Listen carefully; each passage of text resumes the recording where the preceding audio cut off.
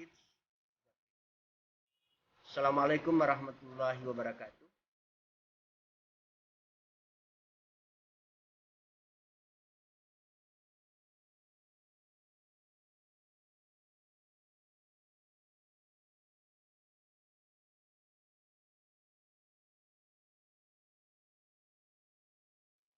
Assalamualaikum warahmatullahi wabarakatuh. Bagaimana kabarnya hari ini rekan-rekan mahasiswa PPG dalam jabatan tahun 2022? Sudah makan apa hari ini? Oke, pada video kali ini saya akan berbagi bagaimana cara mengisi LK.1, yaitu tentang bagaimana menyusun best practice model STAR.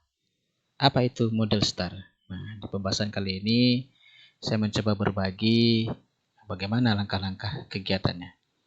Baik, bagi rekan-rekan yang sudah melaksanakan praktik pelatihan inovatif atau PPL, nah, ini adalah salah satu rangkaian untuk bisa mengisi LK3.1 ini kalau sudah selesai.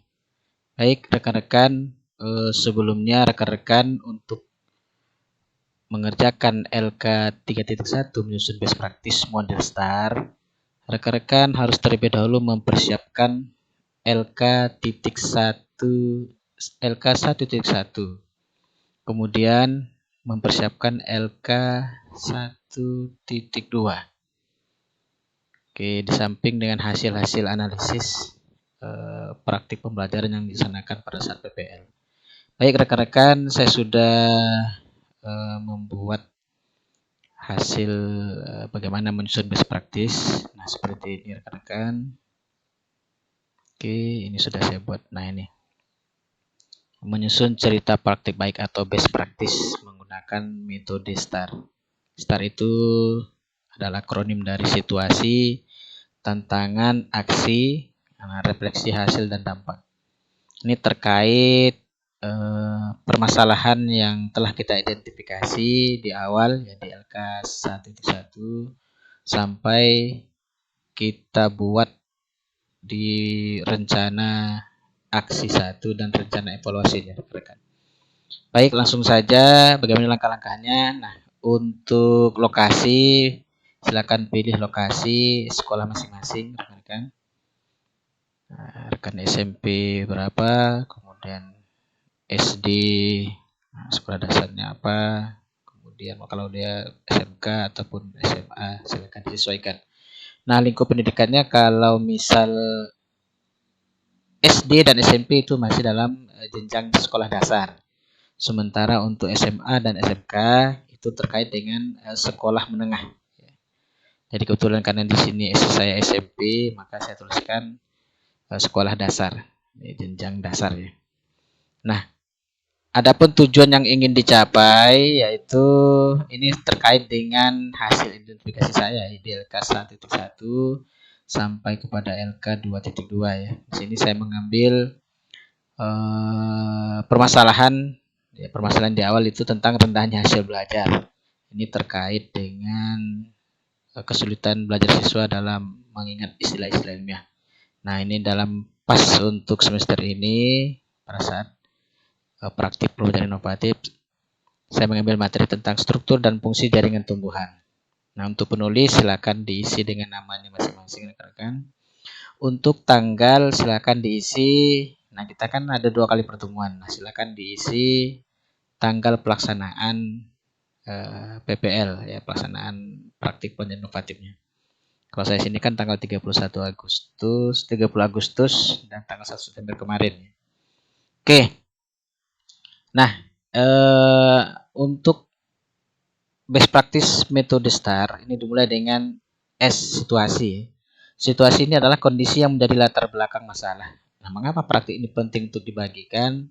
Apa yang menjadi peran dan tanggung jawab Anda dalam praktik ini? Nah, rekan-rekan silakan buka LK1.1 ya. LK1.1-nya yaitu pada kolom analisis identifikasi masalah. Nah, silakan rekan-rekan tuliskan bagaimana situasi atau latar belakang masalahnya ya. masalahnya seperti apa. Nah, seperti ini. Oke. Nah, ini adalah hasil LK1.1, silakan. Nah, kalau misalnya ada mungkin rekan-rekan merasa kurang pas di LK1.1-nya, mungkin belum maksimal. Nah, silakan rekan-rekan isi berdasarkan pengalaman. Atau mungkin berdasarkan kajian literaturnya. Silakan ditambahkan yang kira-kira terkait dengan permasalahan yang akan kita selesaikan. Nah, apa yang kira-kira ini kan kawan-kawan sudah pengalaman menjadi guru. Jadi apa kesulitan-kesulitan, apa yang menjadi latar belakang, apa menjadi permasalahan lah yang terkait dengan pembelajaran. Ini DLK 1.1. Ini silakan tuliskan. Setelah itu, nah, mengapa praktik ini sangat penting? Nah, praktik belajar ini sangat penting untuk bagikan karena, nah, seperti ini rekan-rekan, silakan di pelan-pelan bacanya. Ini sebagian besar guru mengalami permasalahan yang sama dengan permasalahan yang saya hadapi. Kemudian untuk memotivasi dan segala macam. Ini seperti ini ya isinya rekan-rekan. Kemudian ini itu ya untuk mengapa praktik ini sangat dibagikan. Oke. Nah, seperti ini rekan-rekan, biar lebih mudah saya beri ini saja ya. Kalau ini oke, biar sajalah. Nah, kemudian apa yang menjadi peran dan tanggung jawab Anda dalam praktik ini? Nah, oke rekan-rekan, seperti ini. Adapun peran dan tanggung jawab dalam pelajaran ini adalah seperti ini rekan-rekan. Oke. Guru yang tanggung jawab dalam mendesain pelajaran kreatif, inovatif, menantang dan menyenangkan, menggunakan model dan seterusnya ya rekan-rekannya. Dan seterusnya. Oke, belum saya rapikan sebentar. Oke. Nah, ini di situasi ya. Situasi itu isinya adalah latar belakang, kemudian mengapa praktik ini sangat penting, kemudian peran dan tanggung jawab rekan-rekan dalam pembelajaran ini. Kemudian di T-nya tantangan. Apa saja yang menjadi tantangan untuk mencapai tujuan tersebut? Nah, siapa saja yang terlibat? Tentu saja yang terlibat, misalnya rekan-rekan bisa sendiri. Nah, ini saya kalau bisa sendiri. Nah, untuk tantangan pertama adalah rekan-rekan menyiapkan LK1.2. Nah, oke. Nah, ini berdasarkan hasil kajian literatur dan wawancara. Nah, di LK1.2 kan kita sudah mulai melakukan kajian literatur dan wawancara ya terkait dengan eksplorasi penyebab masalah. Nah, silakan rekan-rekan copy paste ya yang ada di LK1.2. Ya, di bagian ini ya rekan-rekan, di bagian analisis eksplorasi penyebab masalah. Nah, kebetulan saya mengambil ini. Pembelajaran masih berpusat pada guru. Guru masih kesulitan menemukan metode. Nah, saya pindahkan di sini ya. Nah, guru masih kesulitan menemukan model, metode, dan media. Oke. Ini. Kemudian, apa saja tantangannya? Nah, rekan-rekan, berdasarkan penyebab dari masalah di atas, tantangannya dihadapi guru yaitu, nah, silakan rekan-rekan analisis. Nah, kalau saya di sini butuhkan penggunaan media, nanti rekan-rekan menggunakan penggunaan model atau metode. Kemudian guru harus mampu meningkatkan hasil belajar peserta didik. Ini tantangannya ya, tantangannya. Kalau rekan-rekan mengambil tentang media, nah masukkan tentang media. Kalau semuanya masukkan saja tentang media, kemudian penggunaan model dan metode. Nah, guru harus mampu meningkatkan hasil belajar peserta didik. Oke. Meningkatkan hasil belajar, bisa juga meningkatkan motivasi, meningkatkan keaktifan, meningkatkan minat. Oke, itu yang poin 3 ini rekan-rekan ya. Nah, selanjutnya berdasarkan ketiga tantangan. Ini masih di poin T ya, tantangan. Disebutkan bahwa tantangan yang dihadapi melibatkan peran guru, yaitu dalam hal kompetensi yang harus dimiliki guru, yaitu pedagogik, dan profesional. Sementara dari siswa yaitu keaktifan peserta didik. Nah, seperti ini rekan-rekan isinya.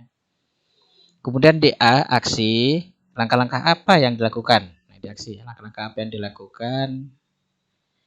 Oke, biar lebih mudah rekan-rekan. Oke. Langkah-langkah apa yang dilakukan? Ini aksi ya.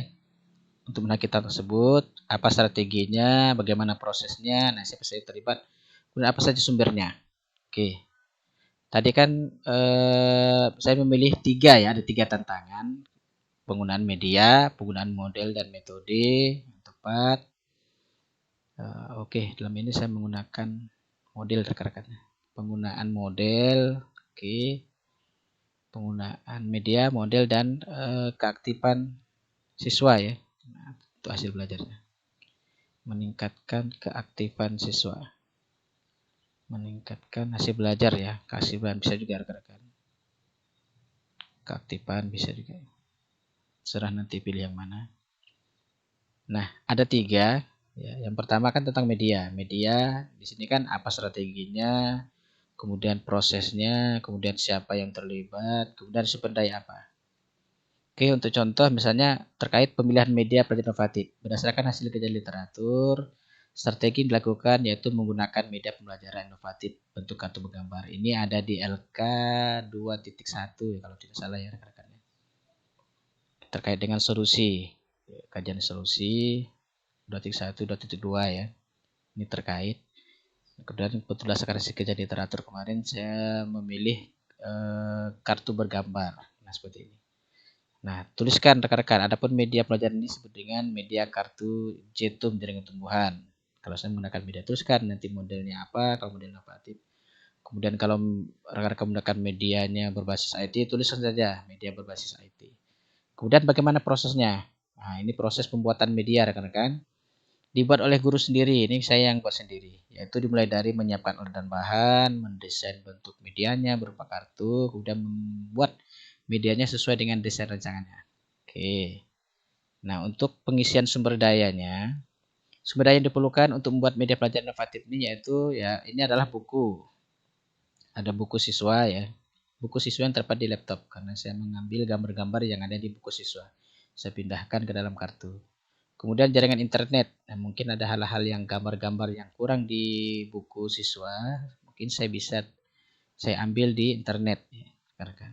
Kemudian laptop, printer, kemudian aplikasi Microsoft Office Word karena saya membuat media kartunya berbasis Word ya. Kertas koper ya. Kemudian lakban besar transparan untuk biar bisa digunakan tahan lama ya, berulang. Nah, begitu juga dengan model ya rekan-rekan. Silakan apa strateginya, kemudian bagaimana prosesnya, kemudian sumber dayanya apa. Oke. Kalau dalam model sumber dayanya rekan-rekan pasti ya jaringan internet ya, melihat kajian literatur. Kemudian kalian rekan-rekan buku siswa ya. Buku siswa ini terkait dengan materi ya. Terkait dengan materi karena untuk pemilihan model ini kita harus melihat karakteristik siswa, kemudian karakteristik materinya juga ya. Jadi perlu buku, perlu kajian literatur juga. Kemudian untuk meningkatkan keaktifan siswa ya sama ya karena ada 3 tantangan. Nah, tetap kita buatkan strateginya apa, kemudian prosesnya seperti apa, kemudian sumber dayanya apa. Nah, seperti ini. Oke, rekan-rekan, selanjutnya nah, ST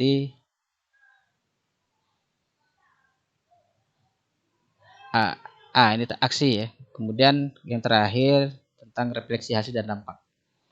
Apa saja yang dituliskan? Nah, bagaimana dampak langkah-langkah yang dilakukan? Apakah hasilnya efektif atau tidak efektif? Kalau efektif ya tuliskan efektif, kalau tidak jelaskan bahwa ini tidak efektif.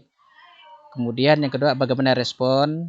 Nah, biasanya bisa respon guru, bisa respon dari peserta didik ya, rekan-rekan yang ini tercantum di rencana evaluasi yang kita tuliskan. Ada respon siswa, ada respon dari guru. Kemudian apa yang menjadi faktor keberhasilan atau ketidakberhasilan? Nah, kalau ini berhasil maka hanya menuliskan keberhasilan saja. Kalau tidak berhasil tuliskan mengapa ini tidak berhasil.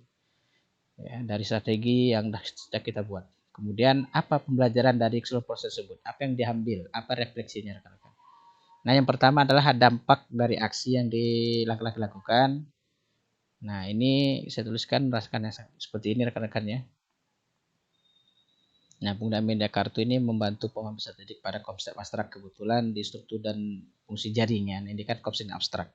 Jadi tidak bisa kita munculkan secara realita secara nyata, jadi ini masih abstrak, makanya dibuat dalam bentuk kartu bergambar. Hal ini dibuktikan dengan hasil evaluasi pada pretest dan post-test. Mungkin rekan-rekan yang mengambil tentang hasil belajar, ya, mungkin diarahkan oleh dosen untuk melaksanakan pretest dan post-test. Ini untuk melihat bagaimana keefektifan dari solusi yang kita buat.